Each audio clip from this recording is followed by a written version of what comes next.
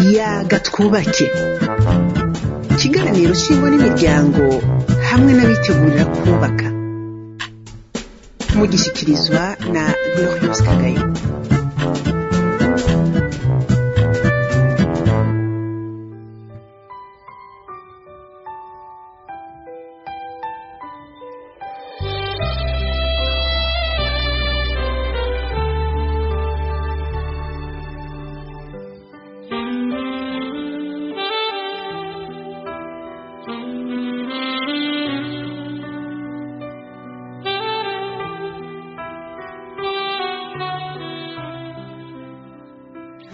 Ndabahaye mwaramutse namwiriwe banywanyi bayaga twubake aho muherereye. Aka nakanya ko kongera kuza aho muri mu ngo zanyu canka muri ko muratwumviriza kugira ngo tubashikirize ikiganiro yaga twubake. Tukaba twizeye ko iyi ndwi irangiye mwabonye ukuboko kw'Imana, mwagiye muraronka inkomezi zo kurengera ingorane zitandukanye umuntu agenda aracamwo, haba mu rugo haba mu buzima. Rero n'ubu twagomba tuyage kugira ngo twubake.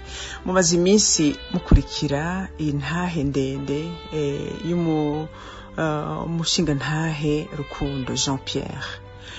Ndabizi neza ko iyi ntahe kuva igitangura abantu benshi mwakozwe ku mitima kubw'ubuzima Jean Pierre yaciyemwo kuva akivuka, ariko bikaba ibintu bitangaje kuko tuzi neza ko ubuzima Jean Pierre yahawe n'Imana mu myaka umuntu here kuvuga ngo biranse, ntivyanse kwa Jean Pierre. Jean Pierre yaragize uruhara rukomeye. Kumbure mwe mwakozwe ko mushobora kuba muzi benshi bashobora kuba babayeho mu buryo busa n'ubwiwe, ariko batagize amahirwe ho kugeraho Jean Pierre ageze. Kandi tukaba twarumvise ko Jean Pierre nta bantu b'abatunzi babagira neza bamubaye hafi ngo bamufashe mu gihe yarakeneye gufashwa. Urumva nta n'abavyeyi yaronse by'ukuri bamuha imfashanyo ironka abandi bana bavukiye mu miryango mu buryo tumenyereye. Ariko Jean Pierre yarabayeho bivanye n'ico wenyene yamaze kwishiramwa. Hari ijambo ry'Imana rivuga ngo twame twiga kuvugisha akanwa kacu ibizima, kuko nitwagashiramwe ibipfuye nivyo bizana ingaruka mu buzima bwacu. Jean Pierre rero mwarumvise mu biganiro twagiye turayaga ko yaravuze ko ategerezwa kubaho, ategerezwa kuronka kazoza.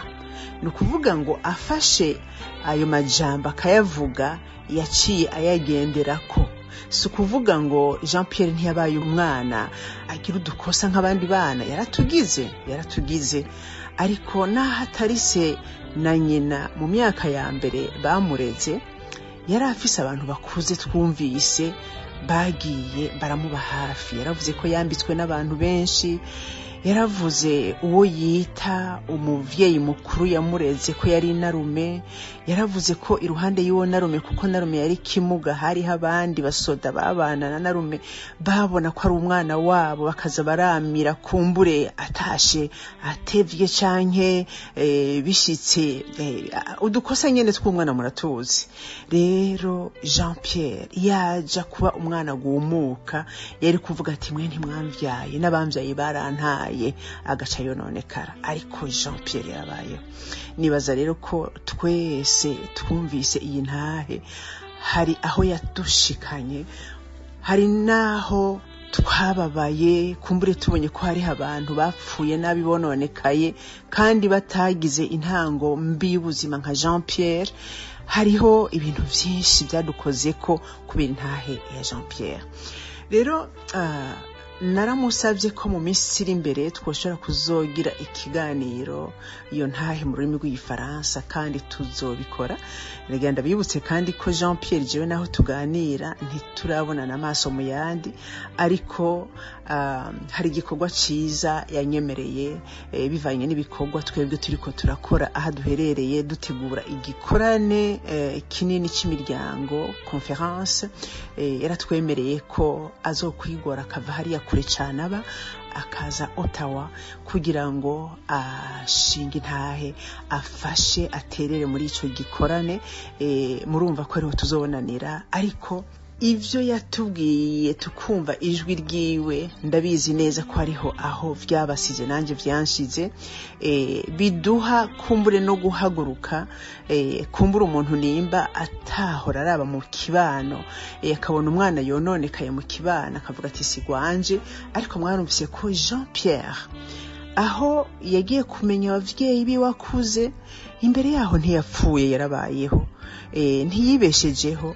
Hariho abagiye baramubona bakamenya ati urya mwana ntafise se na nyina bari hafi yiwe, reka twamire. Ntiyatubwiye abantu bamufashije mu buryo bwo kumuha amafaranga no kumukuza, ariko impanuro kumuganiriza barabikoze.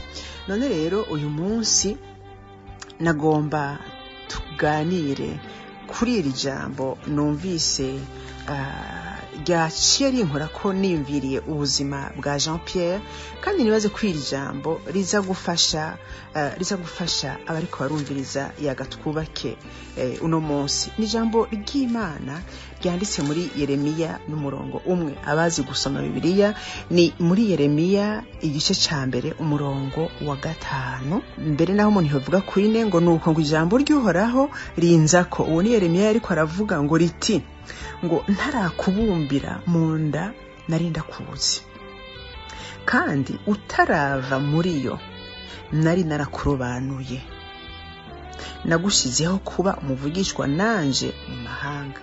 Naho twogumizaho nshaka twumve dufatanije n'intahe ya Jean Pierre, tugende kuri iri jambo twumve yuko ubuzima bwacu sinzira ijambo aho rigusanze uno munsi muri yagatwubake.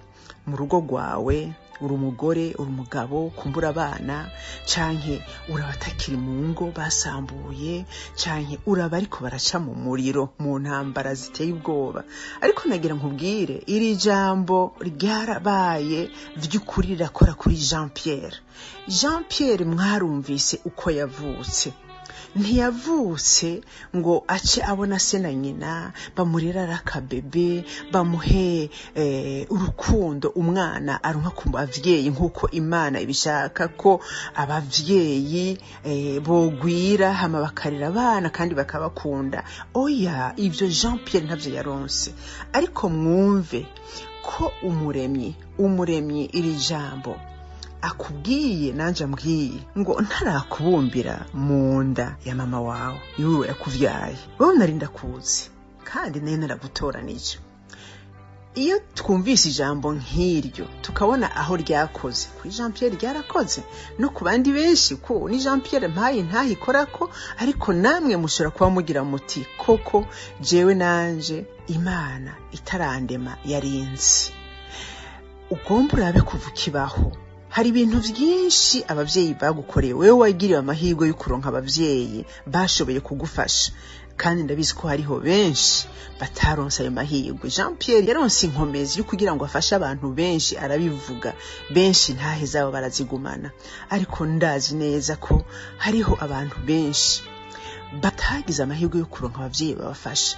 Wanashaka ukaba waravukiye mu muryango ukavyagwa na so na nyoko, ukababona babana, hari ababonye batabana neza, hari ababonye abapapa bakara bari bafise canke badafise. Hari uburyo bwinshi twabayeho n'uburyo turiko turabaho. Umuntu yovuga ati bwa bundi iyo hataba Imana iyi ntambuko ngezeko simba ndayigezeko. Urashobora kuba waragiriwe amahirwe ukiga, mugabo ukaba wize atari abavyeyi bakuvyaye bakuriye amashuri. Urashobora kuba aho ugeze n'akazi kumbure waronse atari inshuti zawe zagufashije kuronka ko kazi. urashobora kuba waragize urugo rwiza kandi aho uturuka bari baravuze yuko wewe utazopfa wubatse neza. Urashobora kuba wibereye uri imfuvyi, ukuri uri imfuvyi, ariko no musi Imana ikaba hari ahandi hantu yagushikanye. Nashaka ngo iri jambo muri yaga twubake, twumve ngo nta kintu na kimwe turiko turacamwo cyo tubera gatangaza, cyo turandura imitima. Ndabizi neza ko iyo ndiko mvuga uku abantu benshi mu buzima tubamwo hariho ibintu byinshi bitoroshe tuba turiko turacamwo, ariko nashaka ngo iri jambo ryakoze kuri Jean Pierre, akabaho kuva akiri uruyoya, akaba mu maboko ataraya nyina yamuvyaye. Twaravyumvise ko yarezwe n'abantu benshi, kuko nyina uko vyagenze mwaravyumvise, yaciye agenda kubaka. Jean Pierre yavutse nyina akiri muto, nyina acarondererwa ubundi buzima bwo kuja mu rundi rugo, bitakunze ko Jean Pierre aja kubana na nyina. Ariko aho hose mwumva iyo mana ntiyahevye Jean Pierre. Kuva ataraca muri irya nda ya nyina, Imana yari imuzi, yari izi naho azogenda araca gushika uyu munsi ari umugabo abayeho kandi ariko arafasha abantu benshi, yibeshejeho, afise umugore mwiza w'igitangaza, afise abana babiri, umuhungu n'umukobwa b'igitangaza. Yagiye aravuga ati ibi narabonye Imana.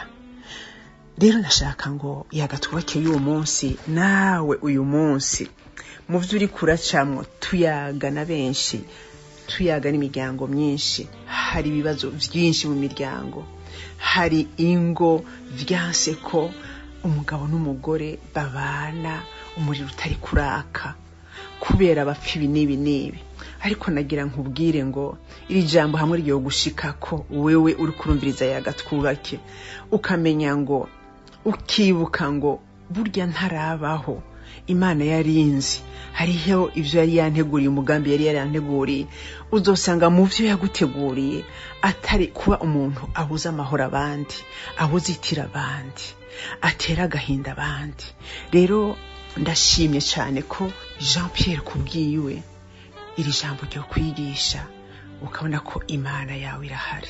Imana ya Jean Pierre yarabanye nawe, kandi n'Imana yawe irashoboye kugukura mu vyo uri kuracamwo. Nagomba ngo iri jambo mugyumvire ko mwibuke ngo Jean Pierre niryo ryamubeshejeho. Imana yabonye atase atanyina, irahaguruka ubwayo. Jean Pierre yaratubwiye ngo sinigeze mbura ico ndya, sinabuze ico nambara baranyambitse, ariko murumva ngo yari kuvuga ngo ni barundi bariko barabikora, ariko Imana yabahinduye abacika abavyeyi biwe. Nagomba nkubwire ngo aho mu rugo rwawe uri mu mugambi w'Imana. Nagira nkubwire ngo ivyo uri kuracamwo, uri umusore uri inkumi, dufise ibibazo vyinshi bihanze isi. Hari abasore n'inkumi bari mu buzima butandukanye. Hariho muri iki gihe abari muri situation zigoye, abari mu bukene, abatashuye kubandanya amashure, hari abandi kumbure bize ubu bari mwibarabara babuze ubuzi, ariko hakaba n'abandi bashobora kuba bari mu murengera w'ibintu, ariko nabo bakaba babuze ikindi, bakaba ari abakene mu mutima, bakaba batabona ejo habo, kandi batari babuze ibyo kuhashika. Rero nagomba mbwire ngo ni Imana yonyene hamwe wohindukira, waba umutunzi, waba umukene, waba uriko arabona ati ibintu birananiye. Vyari kwanka ko Jean Pierre akura, vyari kwanka ko Jean Pierre ashika ahashitse uno munsi, ariko murabe yaratubwiye imyaka afise, umenga ariko yarenza 50, ku munsi, isaha ku yindi, umwaka ku wundi. Imana ntiyigeze imukura ko ijisho ryayo, Imana ntiyigeze imureka ngo yishwe. Yarahuye n'ivyago nkuko nawe ushobora kuba uri kurahura n'ivyago, ariko isaha yiwe igeze, Imana yagira murokora. Nagomba nawe ahura umenye ngo nanje Imana iranzi.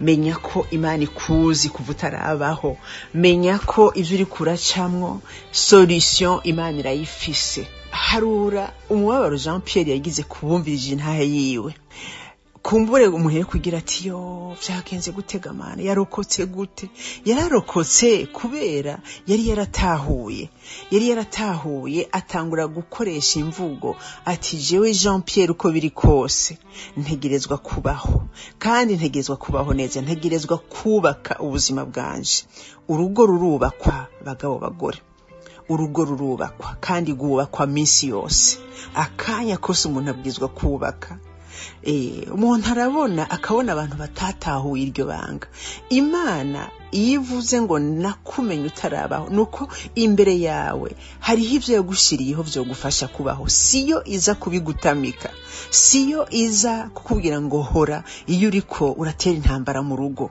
ariko irakubwira ngo ndahari ni wigira ingingo yo kugira utwigoro ndahari kugira ndagufashe abantu batahuye ko Imana bari kumwe hari ibintu byinshi byahindutse mu buzima bwabo ukitahura ukamenya ngo iyo Mana yatanguranye nanje irashoboye kumfasha ngahinduka Jean Pierre Imana yamubereye se imubera nyina igendera mufasha mu byo yagiye arasengera haragira n'igihe arateba rubuka kuri se biologique yamuvyaye atari bwambone atarazi kwabaho aramubona kandi mu gihe bamenyanye hari ibyaciye bihinduka kuri Jean Pierre ndibuka akantu kamwe nibuka mu ntahiwe yuko mu nyuma yaratahuye ise aramenya ngo sinkwiye kumushavurira sinkwiye kuguma nshavuye naho nibanye nakuze ntagira data sinkwiye kumushavura nawe yariko araca mu zindi ngorane ivyo n'abantu bake bavyimvira iyo utari kumwe n'Imana wamanishavu y'ukubona ngo aba bangiriye nabi ngo aba anguye tababo bangiriye nabi simba mbayeho gutya ariko mwumve iyo Imana iri kumwe nawe mu buzima iyo Imana yatanguranye nawe urugendo hari umutima ugira umutima unyuranye n'umutima abantu bakura kwa shitani umutima w'Imana n'umutima utanga imbabazi n'umutima umenya ngo mbega jeho iyo ntababarirwa mba ndi hehe mbega jeho iyo Imana itambabarire ngo iziranye sunikira gato mba ndi hehe mbega iyo atabari Imana inyubakiye urugo jewe mba ndi hehe nagomba abanywanyi bayagatwubake mwumve ikibanza Imana yagize mu buzima bwa Jean Pierre mwumve kandi icyo kibanza ko igikeneye muri mwebwe hari abantu bihenda bakiyumvira ko ubuzima buri ko buragenda kubera utwigoro twabo kubera bize kubera karanga kabo kubera kumbure iragi ry'abavyeyi kumbure bakiyumvira ko ari kubgabo kubera amasubise yabo oya umuntu wese atarabaho Imana iba imuzi kandi ikaba ariyo imutoranya uno munsi nyimburi kuraba umupapa nimbura umupapa ni Imana igushikanyaho nimbura umumama ni Imana igushikanyaho nimba ukiri muto raba Jean Pierre hageze nawe umenye ngo ejo hanje ndi kumwe n'Imana ni heza nubwo ndiko ndaca muri izi ngorane ntizizonyica sinzozipfiramwo nashaka ngo iri jambo abariryo ndabaha kugira ngo mwubakire ko nimba mubona ko Jean Pierre Imana yamuzigamye ikamutabara ikamurinda kuba umunywarumogi ikamurinda kuba maraya ikamurinda kwiyica ikamurinda urwanko n'inzigo ikamushikana hageze menya ngo iyo Mana yabikoreye Jean Pierre yobikorera n'abandi nuko rero kwari kugira ndababwire ngo iri jambo urishire mu buzima bwawe uhereye uwo munsi ngo ntarakubumba mu nda ya nyoko nari ndakuzi kandi utarava muri yo nari narakurobanuye nagushizeho ndagufitiye umugambi nuko rero mukundwa unyumvirije muri yagatwubake niri jambo mpereje ko ndakubwira ngo Imana ikugirire neza mu minsi iri imbere rero aho tuzogirira ibiganiro vya Jean Pierre mu gifaransa tuzobarungikira ariko twashaka ngo uhereye uwo munsi ugira ubuzima kugendana n'Imana ntukangwe n'ivyo uri kuracamwe ntukangwe n'ingorane hari Imana itabara hari Imana ikiza hari Imana izokugira neza murakoze rero Imana ibahezagire mwese naho utaha cari ikiganiro yaga twubake. Nimba hari ivyiyumviro ushaka kuduterera canke ushaka kutubaza ibibazo, twandikire kuri email ingo-n'imiryango@gmail.com. naho utaha.